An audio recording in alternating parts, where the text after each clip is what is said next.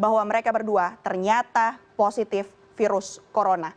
Ada penambahan kasus konfirmasi positif kurang lebih sebanyak 103 orang. Pemerintah mengumumkan tambahan 1.942 kasus baru di Indonesia. Kasus terkonfirmasi COVID-19 di Indonesia bertambah 2.266 orang. Penambahan kasus COVID-19 di Indonesia menjadi yang terbanyak sejak pertama kali dilaporkan. Terdapat penambahan kasus sebanyak 3.861 kasus sehingga total kasus COVID-19 Indonesia adalah sebanyak 207.203 kasus. Masih ada penularan karena kontak dekat. Masih ada yang belum rajin mencuci tangan dengan menggunakan sabun. Guys, kembali lagi bersama Koko Dugong.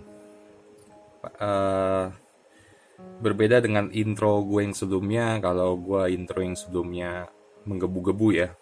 Tapi kalau sekarang tuh gimana ya, gue semalam mendapat kabar guys.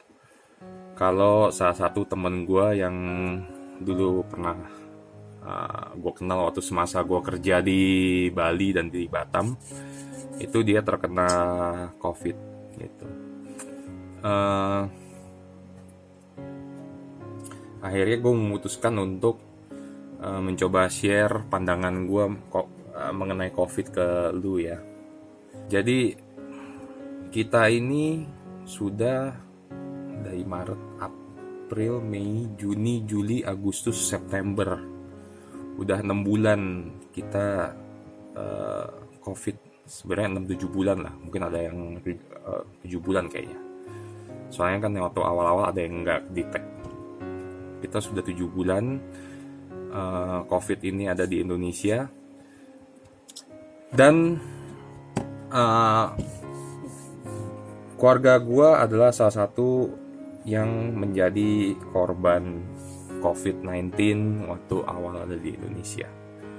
Yaitu om gue waktu itu, dan beliau meninggal karena COVID-19. Nah,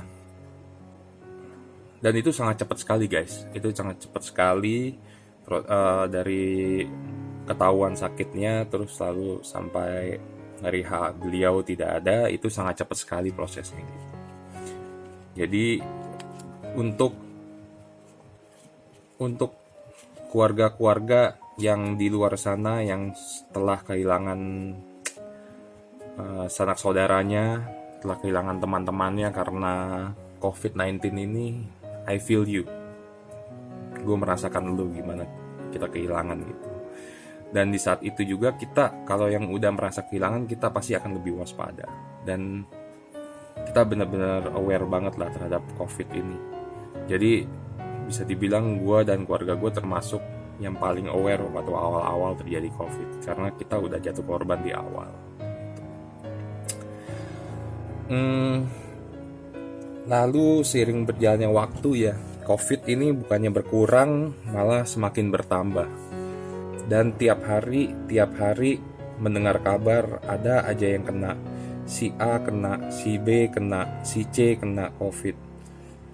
Dan kalau kita lihat dari grafiknya memang menanjak terus ya guys ya, COVID ini. Gue mau bilang,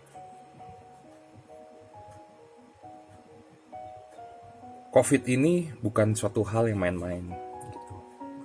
COVID ini kita berhadapan pada sesuatu yang kita tidak bisa lihat guys.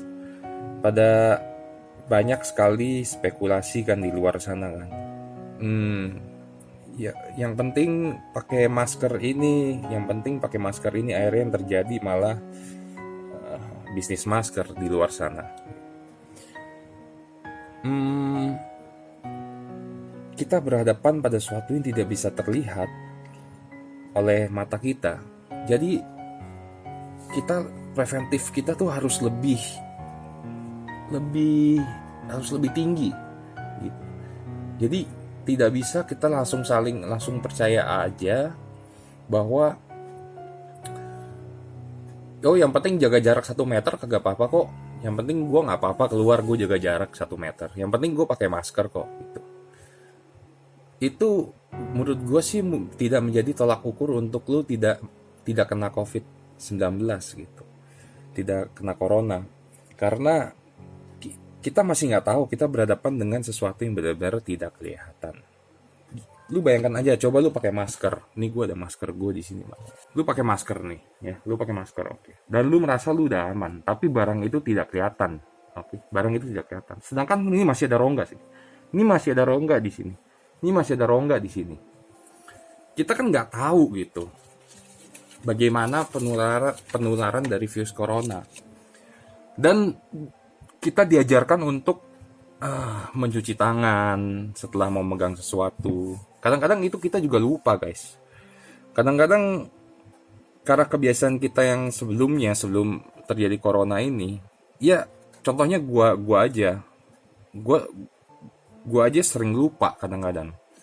Yang secara refleks lu mau megang sesuatu, misalkan lu pinjam pensil dong, tiba-tiba aja mau megang sesuatu gitu, atau gue pinjam ini lu dong, gue pinjam ini dong, atau lu buka pintu atau apa gitu ya di tempat umum, dan lu lupa gitu. Dan secara refleks akhirnya lu tangan lu lagi begini, atau tangan lu lagi begini, lagi bengkong begini, ya itu akhirnya secara refleks lu bisa tertular gitu. Jadi memang nggak gampang.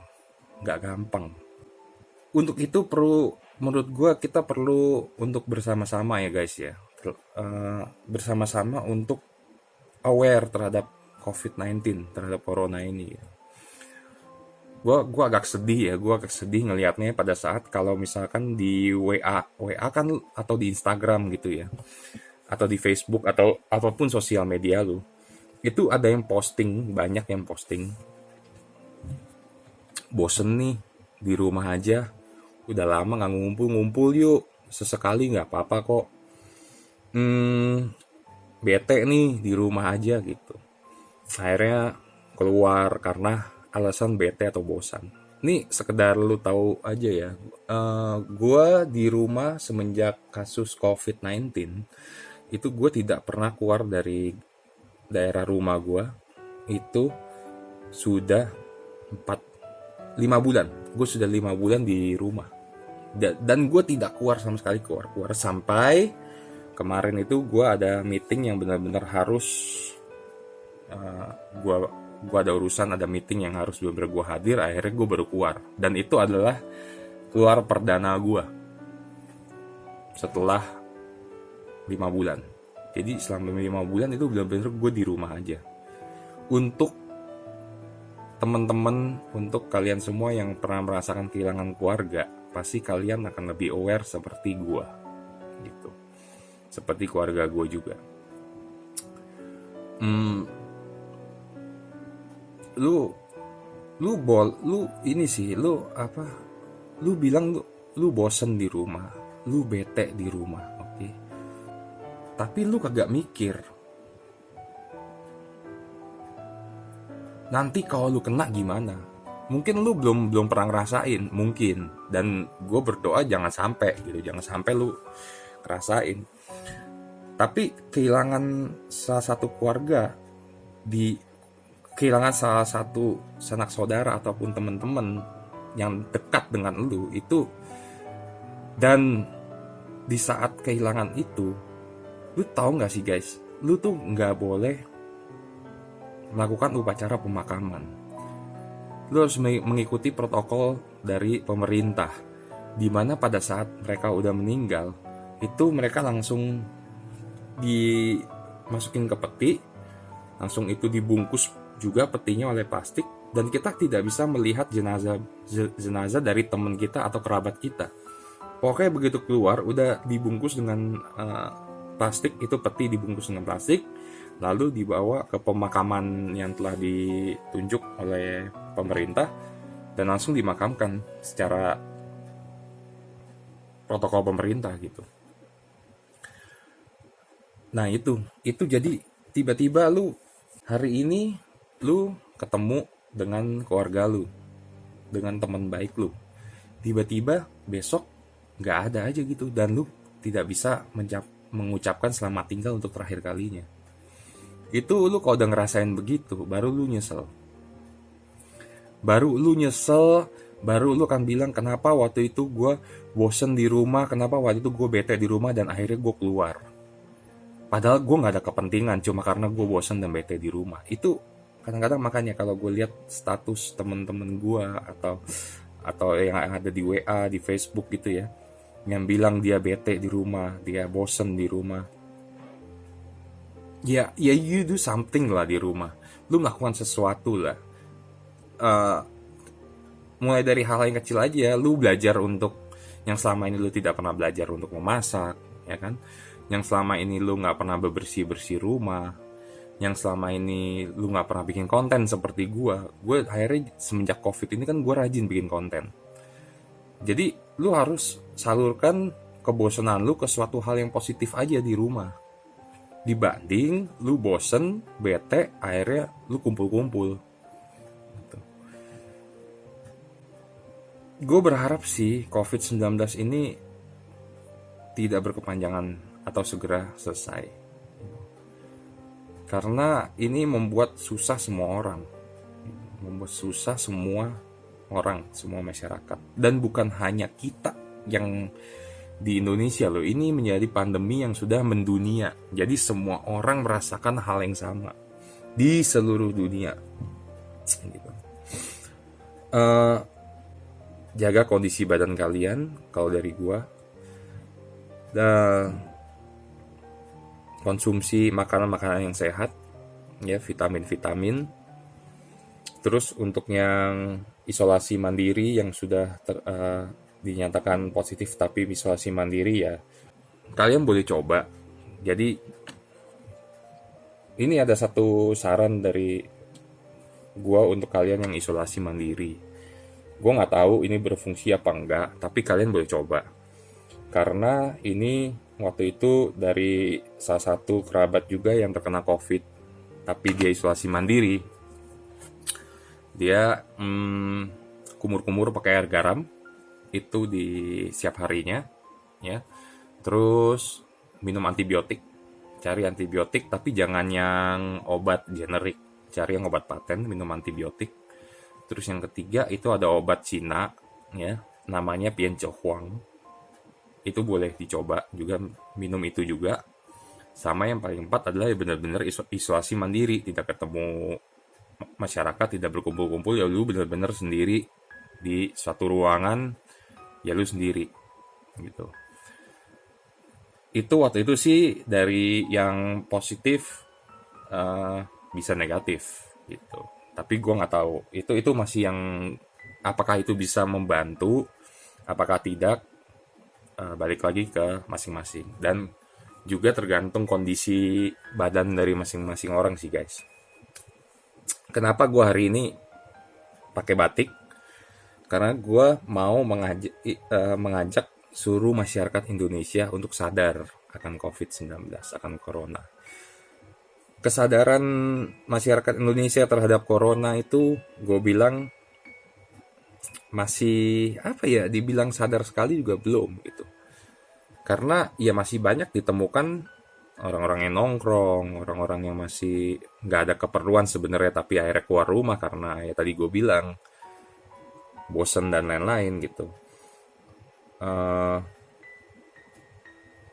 Ya makanya gue mau mengajak kalian untuk sadar gitu, sebelum semuanya terlambat.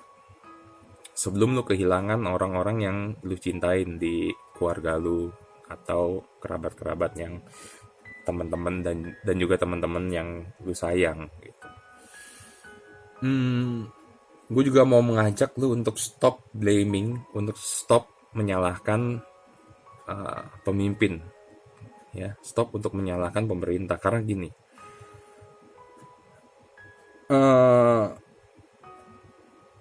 ini untuk menghentikan pandemi COVID ini tidak bisa hanya dari kinerja pemerintah saja, tapi harus dari kesadaran kita masing-masing untuk aware terhadap corona. Gitu. Banyak di luar sana ya yang memang lebih mudah untuk menyalahkan seseorang karena lidah tidak bertulang. di beberapa postingan Instagram, Facebook, dan lain-lain juga itu banyak tuh gampang untuk menyalahkan, kebijakan pemerintah seperti ini itu salah, kebijakan ini adalah bodoh, ini pemimpin gue bodoh, ini nggak bener gitu. Mudah untuk mereka untuk menciptakan situasi yang negatif gitu, kondisi yang negatif. Bahkan ada yang melayangkan surat terbuka untuk Bapak A begini dan semuanya isinya menyalahkan atas kebijakan gitu. Nah, gue mau mengajak lu untuk menjadi seorang masyarakat yang pinter. Jadi gini, kalau misalkan di situ lu bilang kan kalau menurut lu adalah pemimpin lu tidak benar atau pemimpin lu bilang bodoh, ya. Lu seharusnya tidak memblaming atas kebijakannya dia. Kan lu tahu kalau menurut lu ada dia orang yang bodoh, ya berarti yang perlu lu lakukan adalah lu mencari solusi, lu memberikan masukan-masukan, lu memberikan pendapat-pendapat, atau lu melayangkan surat terbuka yang bentuknya adalah pemecahan suatu masalah. Jadi bukan hanya menyalahkan, tapi kalian tuh kalau mau pintar seharusnya memberikan solusi. Ibaratnya kalau kalian punya temen bodoh, ya kan, matematika misalkan, terus kalian minta menyelesaikan masalah matematika kalian, ya gimana? Yang bener kan adalah justru lu membeli karena lu menurut lu dia lebih bodoh dari lu. Yang ada sebenarnya adalah lu seharusnya membantu dia. Caranya gimana nih? Menurut gua solusi untuk matematika ini adalah jawabannya seperti ini, caranya adalah begini-gini, gitu seharusnya. Tapi kan lebih mudah orang untuk menyalahkan, lu bodoh, dibanding memberi masukan, ya kan? Termasuk itu kondisi yang terjadi di Indonesia saat ini. Lebih mudah untuk menyalahkan orang yang membuat kebijakan-kebijakan dibanding lu memberikan masukan. Jadi lu punya ide apa? Lu punya ide apa untuk membantu mengurangi corona di Indonesia? Itu lu kasih dong. Lu layangkan gitu. Itu yang lu posting seharusnya. Itu seharusnya yang lu tujukan. Bukan memblaming, bukan menyalahkan. Itu sih kalau menurut gua. Ya, stop untuk menciptakan sesuatu yang negatif. Karena situasi ini adalah sudah menjadi situasi penderitaan bersama, guys. Seluruh dunia, di Indonesia, bukan hanya di Indonesia, tapi seluruh dunia. Jadi, stop menciptakan sesuatu yang negatif. Mari kita mulai menciptakan sesuatu yang positif. Ya. Lu tahu cara untuk menciptakan antibody agar lebih kuat, ya itu yang lu sharing, ya. Lu mengajak orang-orang untuk aware, untuk jangan keluar rumah atau jangan berkumpul di saat tidak ada keperluan, tidak ada kepentingan yang sangat urgent. Itu kalian sharing di Instagram kalian sharing di WA, di grup kalian, itu kalian sharing di Facebook. Itu adalah yang positif.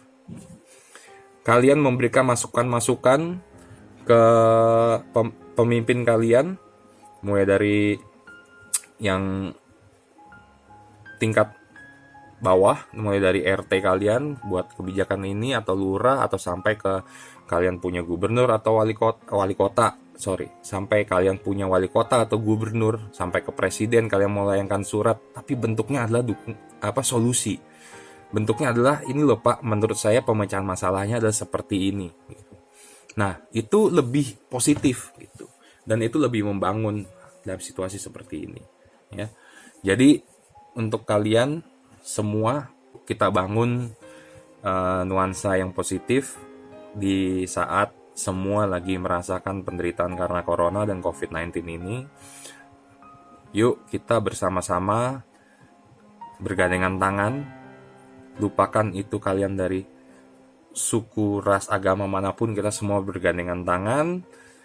Not physically, karena kan tidak boleh lagi social distancing, tapi bergandengan tangan secara kesatuan pikiran dan visi, ya, untuk cepat mengatasi corona di Indonesia, ya.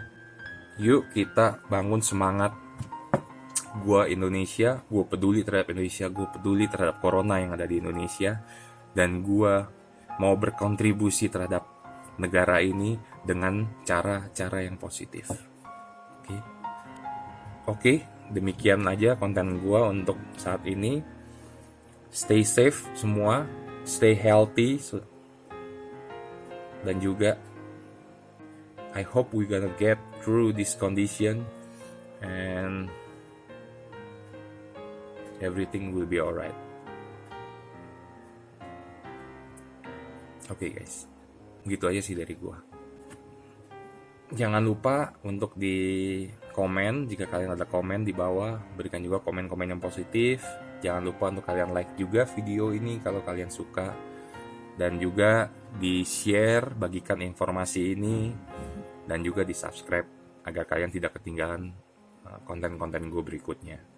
Oke guys, demikian aja video gue untuk yang kali ini. Sampai jumpa.